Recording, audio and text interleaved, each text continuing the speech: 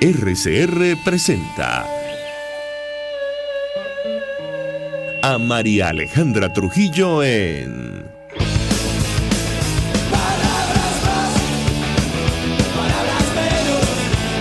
Palabras más, palabras menos.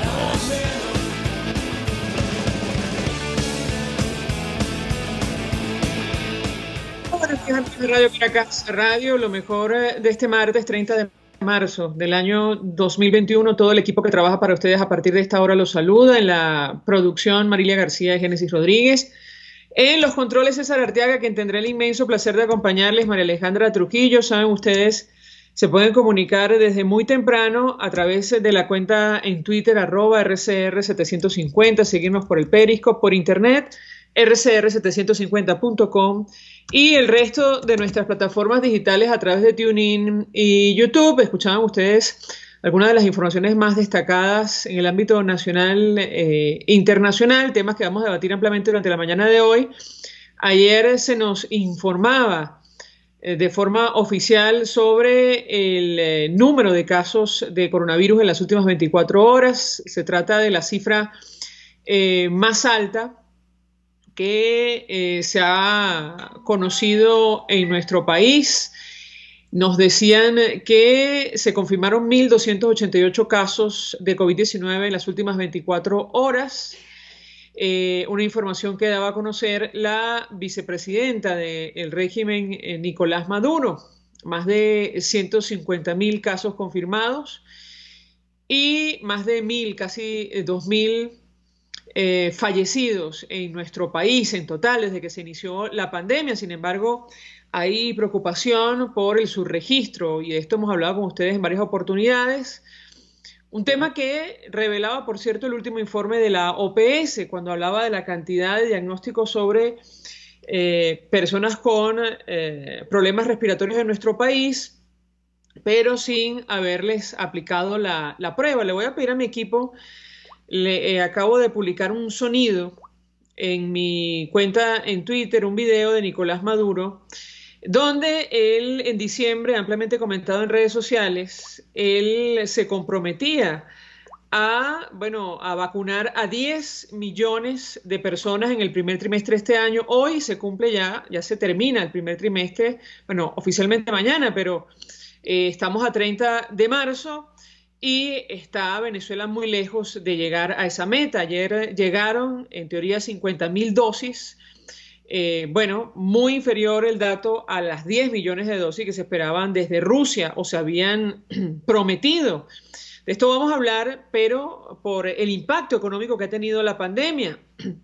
Desde que comenzó esta situación, los analistas en todo el mundo se han reunido, han llegado a la conclusión que los equipos científicos de epidemiólogos, médicos, tienen que trabajar de la mano con economistas para evitar el impacto que ha tenido en todas partes del mundo. De esto vamos a hablar con nuestro invitado, que está en línea telefónica, Ronald Balsa. Es economista, es decano de la Facultad de Ciencias Económicas y Sociales de la Universidad Católica Andrés Bello. Profesor, como siempre, un gusto conversar con usted. Gracias por atendernos tan temprano. Buenos días. Buenos días, gracias por la invitación. Pues yo le pediría un primer comentario, profesor, acerca del tema que nos ocupa la mañana de hoy, el impacto económico de la pandemia, tomando en cuenta un poco esta especie de ensayo y error, como decía uno de nuestros invitados del régimen de Nicolás Maduro en el manejo de esta crisis, de esta coyuntura. Primero se estableció, o hace algunos meses se estableció el esquema 7+7, ahora se habla de un esquema 7+14, sin tomar en cuenta lo que esto significa para una economía como la nuestra. ¿Qué puede decirnos? Lo escuchamos. Bueno, es bueno comenzar por recordar que ya estamos cumpliendo un año en esto, ¿no? Poco antes, el 16, creo que fue el 15 de marzo del año pasado, ya la Academia Nacional de Ciencias Físicas, Matemáticas y Naturales hacía una advertencia, ¿no? Utilizando unos modelos matemáticos sobre los temas del subregistro que mencionabas hace un momento, ¿no?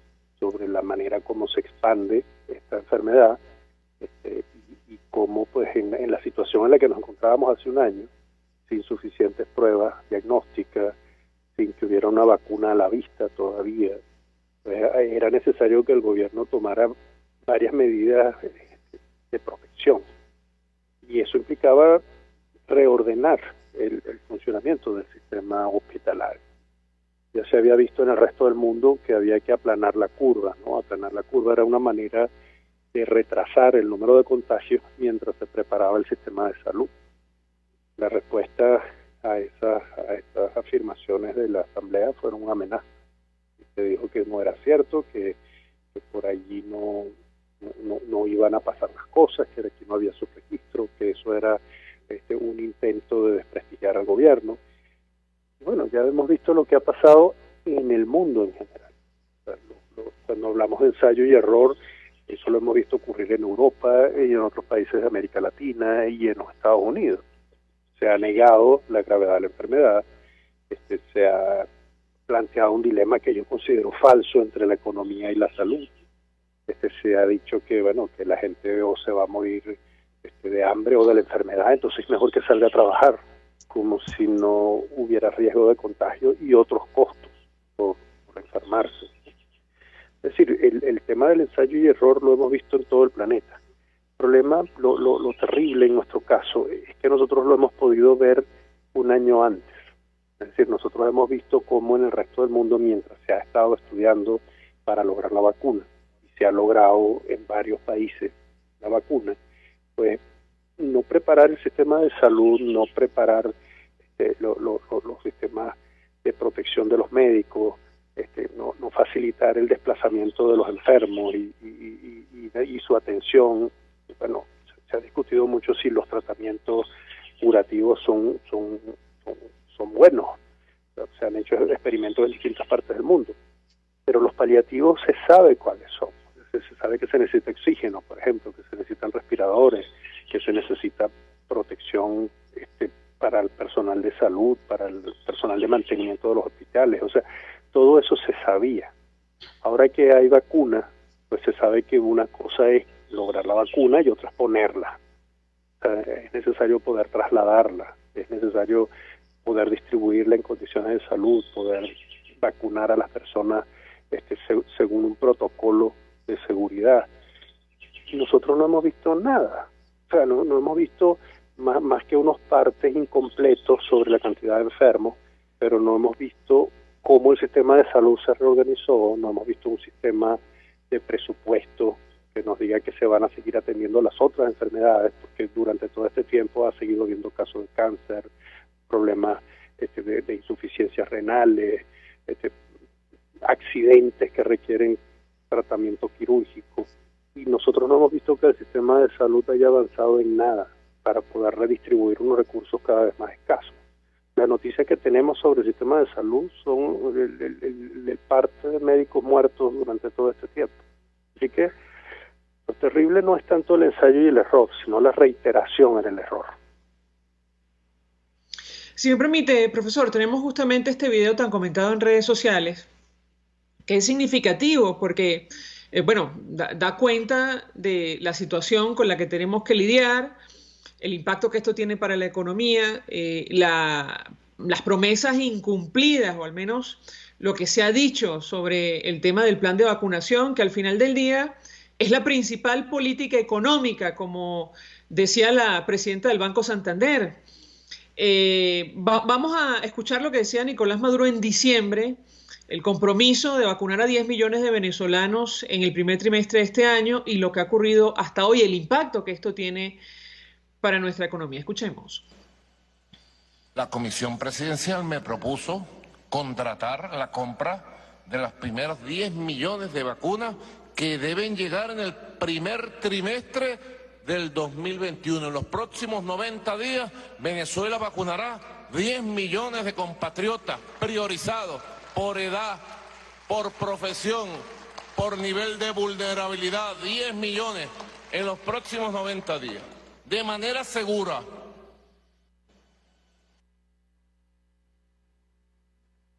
Bueno, evidentemente esto no se cumplió, profesor. Yo le pedí un comentario al presidente del Grupo Santander, Ana Botín. La vacuna es la política económica más importante de 2005, que va a permitir que se reactive el aparato productivo en todo el planeta. ¿Qué puede decirnos? Lo escuchamos.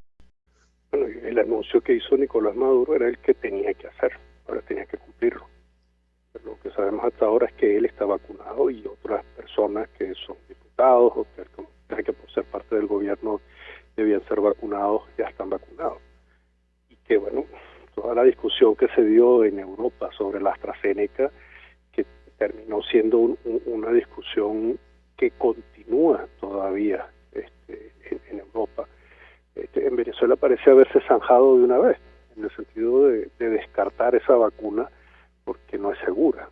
En el país donde se habló del malojillo, donde se habla de gotas milagrosas, y donde la vacuna que se está desarrollando en Cuba en este momento, que posiblemente es una buena vacuna, pero todavía no ha pasado por las pruebas, parece que tiene prioridad sobre la de AstraZeneca, que está siendo discutida abiertamente, con todas las pruebas para determinar qué efectos secundarios pueda tener.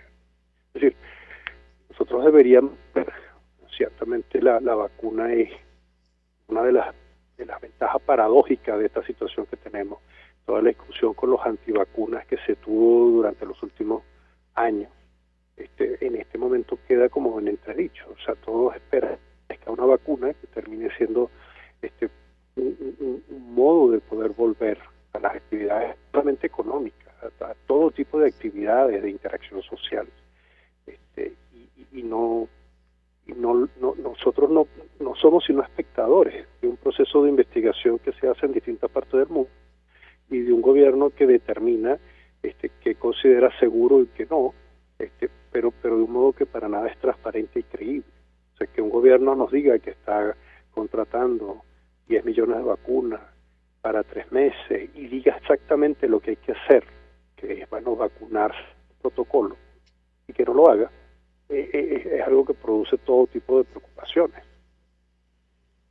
Profesor, tenemos que hacer una pausa para ir a publicidad. Al regreso quisiera ahondar en el impacto que tiene estos esquemas que ha puesto en marcha el equipo de Nicolás Maduro sin tomar en cuenta para nada la información científica sobre el impacto y el avance de la pandemia en nuestro país. Decía recientemente Naciones Unidas que más de 20 países sufrirán hambre aguda si no se asiste con urgencia, entre ellos Venezuela, entre las naciones de América Latina.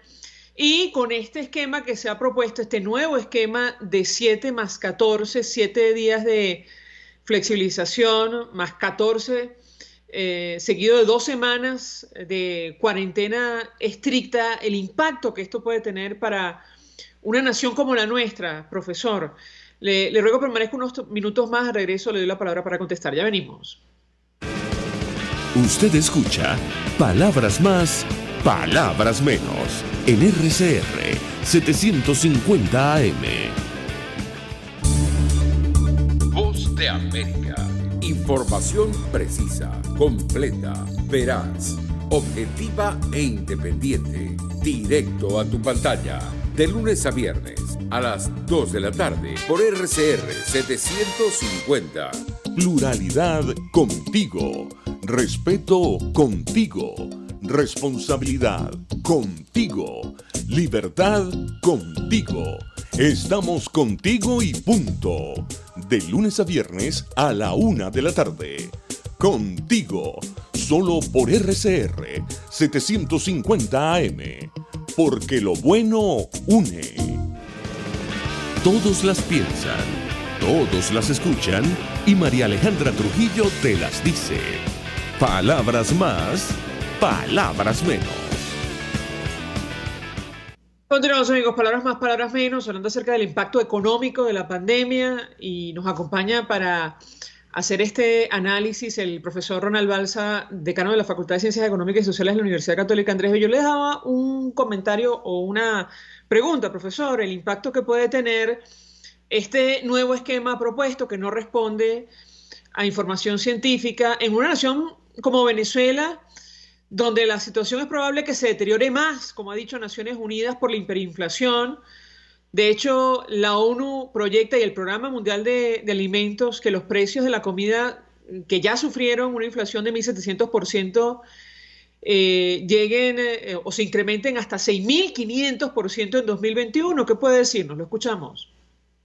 aparte del COVID tenemos el problema del diésel, ¿no? Son problemas que se van sobremontando en un país que, como dices, tiene ya 4 años de hiperinflación. Pasar de 7 por 7 a 7 por 14 pareciera un modo de tratar de reducir los intercambios que generen contagio. Lamentablemente, esto tiene sentido únicamente en los primeros momentos en los que una situación como esta se presenta, porque se supone que se está preparando el sistema de salud para atender los contagios. O sea, porque hay una cantidad de personas que se podrían enfermar y podrían recibir un tratamiento y podrían quedar, bueno, posiblemente con las secuelas del COVID, pero superar una fase crítica y durante ese periodo, pues, ir mejorando con todos los problemas y los costos que eso implica.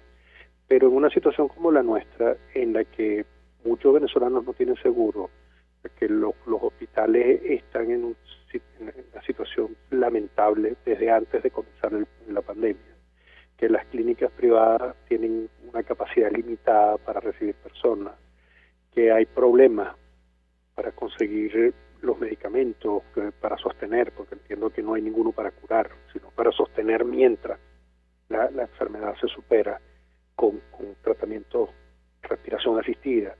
En una situación como esa, posponer el contagio no asegura que cuando una persona se enferme pueda recibir tratamiento. Por eso, después de haber visto lo que sucedió con el carnaval, en el que se supuso que para mejorar la economía del local, que se podían admitir reuniones por carnaval, o lo que sucedió en diciembre, que para poder estimular la actividad comercial se permitían los intercambios en diciembre. Se genera como la impresión para muchos de que ya la crisis fue superada, y en esos momentos no hay cuidado, y no tener cuidado esparce la enfermedad. Es decir, es como un manejo contradictorio de la información, con la idea de que ahora vamos a atender a la economía, que ya no hay riesgo de enfermarnos, y después nos enfermamos, y vienen las consecuencias económicas de la cuarentena, sino de la enfermedad. Y eso lo podemos ver en Twitter. Es verdaderamente desesperante la cantidad de personas que piden ayuda económica, porque la enfermedad tiene costos que no todos pueden superar.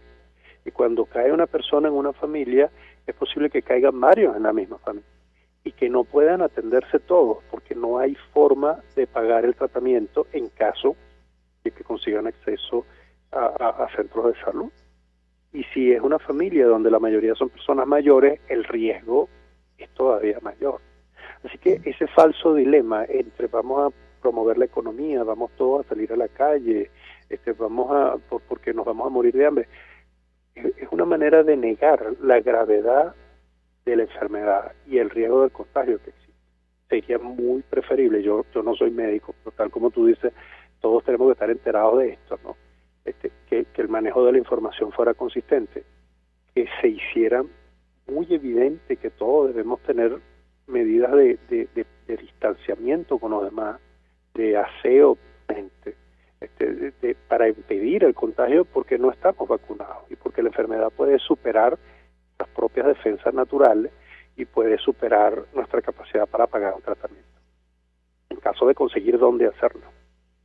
Ahora, profesor, evidentemente el manejo de la pandemia ha sido abiertamente desigual, pero digamos, y es difícil utilizar como punto de comparación Venezuela, que digamos ha roto todos los esquemas, lamentablemente,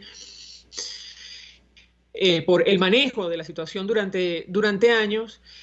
Sin embargo, en aquellos países donde, bueno, se adelanta un proceso de vacunación o han logrado controlar el avance de la pandemia, se espera una recuperación económica en este 2021. Esas son las previsiones. ¿Qué esperar en el caso nuestro? ¿Es posible proyectar lo que puede ocurrir a la luz de la información, aunque sea incompleta, que se maneja? ¿Qué puede decirnos?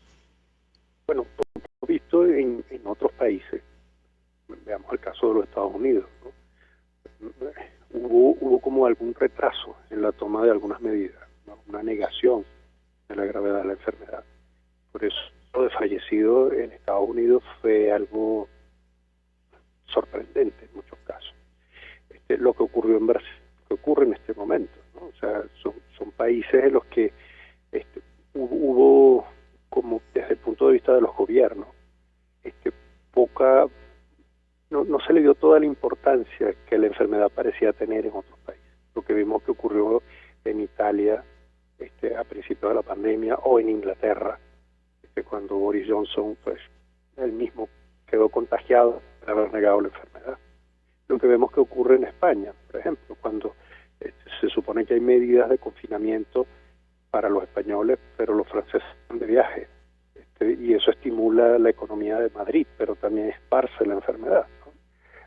Podemos ver que el manejo de la crisis ha sido desigual en otros países del mundo. Se dice que donde ha avanzado más el proceso de vacunación, volverán las actividades económicas, pues esperar que haya un nuevo crecimiento de la economía, pero es un crecimiento que también está condicionado a lo que ocurre con los vecinos, con los otros países, sobre todo cuando son países que dependen del comercio internacional. En el caso nuestro, nosotros ya teníamos desde 2013 una economía contrayéndose por debajo de la mitad de su valor de 2013. Eso es lo que tenemos en este momento sin tener información oficial.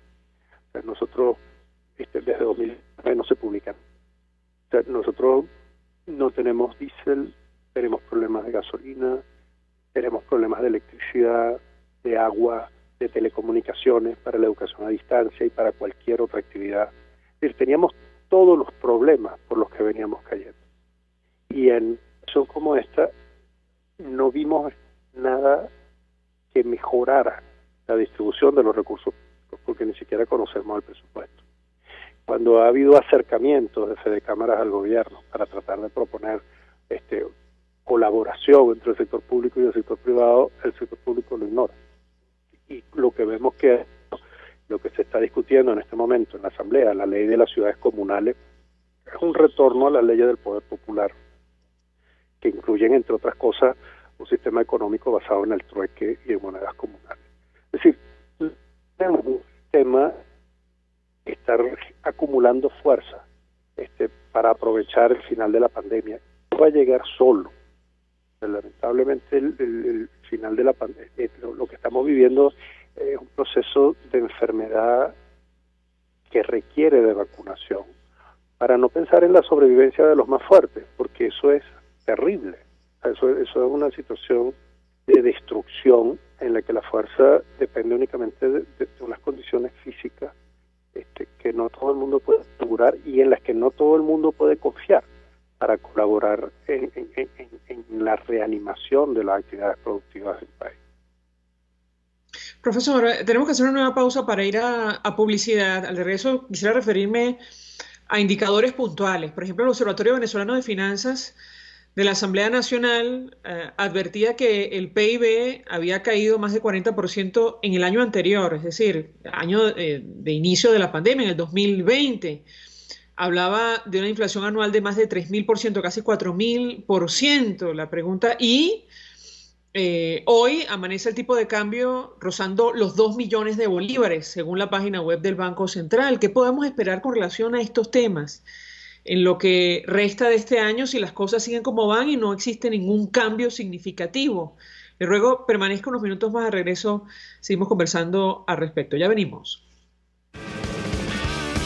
Estás escuchando Palabras Más, Palabras Menos, por RCR 750 AM. Hola amigos, soy María Corina Machado. Todos los martes, María Corina estará contigo por RCR 750 AM. Acompáñenme de 1 a 2 de la tarde. Contigo, María Corina. Todos los martes, contigo. Solo por RCR 750 AM. Porque lo bueno une. Moisés Naim en Efecto Naim. Hola, soy Moisés Naim desde Washington. Conéctese a rcr.tv.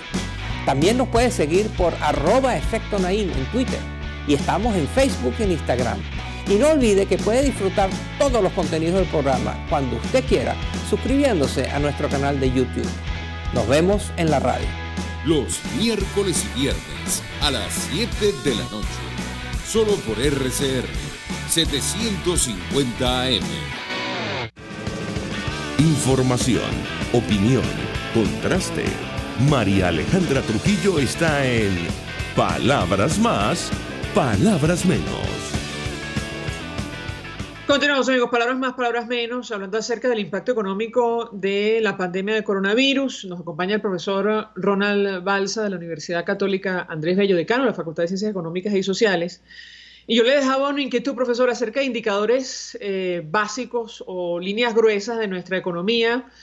Le comentaba los datos que publicó el Observatorio Venezolano de la Asamblea Nacional, comenzando este año, sobre el desempeño del aparato productivo en 2020 con relación a la caída del Producto Interno Bruto, con relación a la hiperinflación que no ha cesado y la devaluación de nuestra moneda. ¿Qué puede decirnos? Lo escuchamos.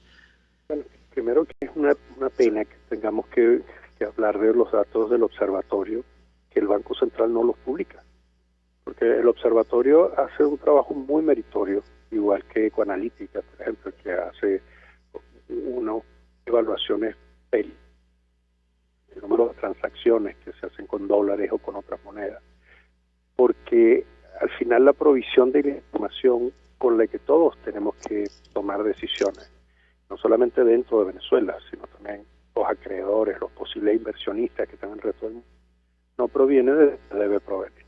El Banco Central de Venezuela tenía un sistema de recopilación de información que calzaba dentro de las metodologías que eran recomendadas por el Fondo Monetario Internacional, por la Naciones Unidas, permitía hacer comparaciones internacionales y que habría la posibilidad de asistencia en caso de necesidad como el que tenemos ahorita, asistencia financiera del Fondo Monetario Internacional.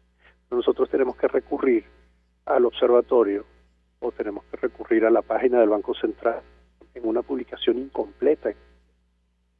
No sabemos cuánto se está transando, no dicen cuál es el monto de la transacción. O tenemos que ver las cifras de inflación que son regularmente publicadas por el observatorio o por Ecoanalítica, porque el Banco Central las publica un mes y de pronto una razón las publica dentro de 2 o 3 meses o 4 meses y no sabemos cuándo. Ese es quizás el primero de las líneas gruesas a las que yo me quisiera referir, que no hay información oportuna, pública. O sea, nosotros no sabemos, por ejemplo, en todo lo que tú mencionaste allí, cómo va el desempleo por rama de actividad económica, por edad, por género, porque eso lo publica el INE. Eso es difícil de recopilar, se necesitan encuestas de hogares, y nadie lo está recogiendo en este momento. O sea, lo que hace la ENCOVI, por ejemplo, se publica una vez al año y es un proceso costoso y complicado para tratar de conocer cómo va la pobreza del país con todas las relaciones que hay alrededor de esto. Pero cuando uno observa eso, puede decir, bueno, ¿cómo podemos estar mejorando cuando no hay una observación pública y abierta de lo que ocurre con la economía y la sociedad de nuestro país, cuando el presupuesto es completamente desconocido para todos nosotros? O sea, ¿de dónde vienen los recursos? ¿Cómo se utilizan? ¿Cómo se le está pagando a Irán? O sea, ¿cómo debería comportarse el precio de la gasolina? O sea, ¿cómo debería comportarse el precio del diésel? ¿Cómo debería asignarse a las universidades unos ingresos más allá de que se vaya a pagar por el sistema patria o no? Lo que se está pagando ha provocado el desmoronamiento de las universidades, no solamente de los techos, sino de las personas que trabajan en ellas, que terminan retirándose. Es decir, cuando uno piensa en lo poco que sabemos sobre nuestra economía, podemos darnos cuenta de que vamos muy mal, ¿no? O sea, en condiciones muy complejas. Si observamos lo que ocurre en Alemania, por ejemplo, allí es posible ver que en medio de la pandemia una discusión sobre si hay que ir a la cuarentena o no, y Angela Merkel decide ir y después decide echar para atrás. Uno podría pensar que hay improvisación, no, que hay discusión abierta, transparente, entre personas que pueden tener información y compartirla, y una persona como Merkel, que desde el principio ha estado del lado de la ciencia y ha estado tratando de entender lo que ocurre, toma una decisión y la retira porque discute con la sociedad en la que se encuentra. En Venezuela, el presidente dice que en 3 meses va a ser vacunado con 10 millones de vacunas y eso no pasa y no hay ninguna consecuencia.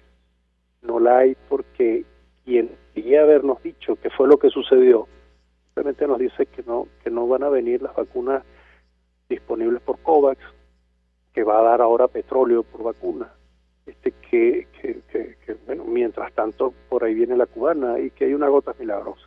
Y la consecuencia muchas veces no viene de la presión que otro puede hacerle quien tiene el poder, sino de la responsabilidad que quien tiene el poder tiene con los demás. Claro, la consecuencia en países democráticos es el cambio de gobierno, pero lamentablemente no es el caso en nuestro país. Profesor, gracias por atendernos, acompañarnos. A ustedes. Gracias. Ronald Balsa es decano de la Facultad de Ciencias Económicas y Sociales de la Universidad Católica Andrés Bello. Se nos ha agotado el tiempo, nos despedimos. Lo hacemos a nombre de Jaime Benestares en la Dirección General de la Estación, en la gerencia de producción Willy Charcaya, en la producción Marilia García y Génesis Rodríguez, en los controles César Arteaga, quien tuvo el placer de acompañarles, María Alejandra Trujillo.